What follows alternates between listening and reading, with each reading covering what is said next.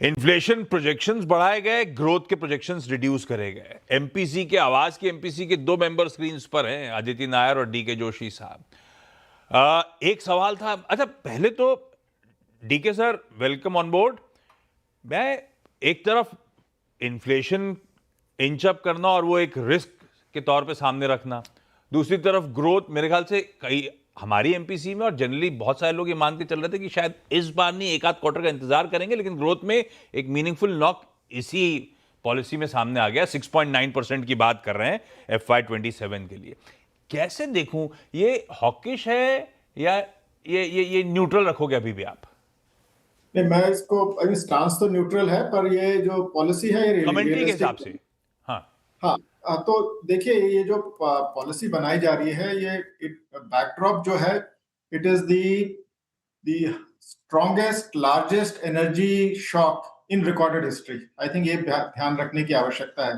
तो ये एक शॉक बहुत बड़ा है, तो इसका ये ऑलरेडी करीब 40 दिन के आसपास होने वाले हैं। अब ये प्ले आउट कर चुका है, उसका असर बिल्कुल इकोनॉमी में दिखाई देगा लास्ट क्वार्टर में और इस साल के फर्स्ट क्वार्टर में।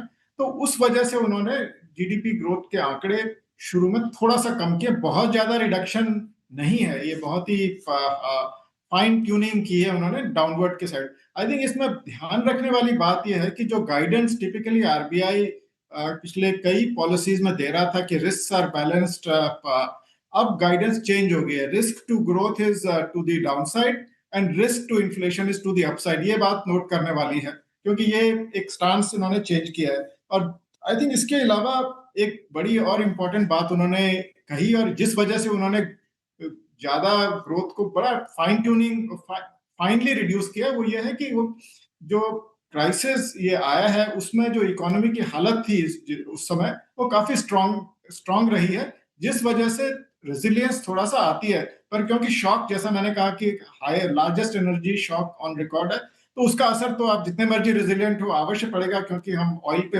इंपोर्टेड ऑयल पे बहुत डिपेंडेंट है, और ये एक तरह से पॉली क्राइसिस है, कई चीजों में इसका असर दिखाई दे रहा है। तो आपका low current account deficit, strong balance sheets और अच्छा ग्रोथ इन्फ्लेशन मिक्स आपकी मदद करते हैं, पर उसके बावजूद भी ये शॉक इतना बड़ा है कि इसका असर जरूर दिखाई देगा दोनों पैरामीटर्स में। वही उनकी फोरकास्ट में भी रिफ्लेक्टेड है और वही वो उनके गाइडेंस में भी रिफ्लेक्टेड है।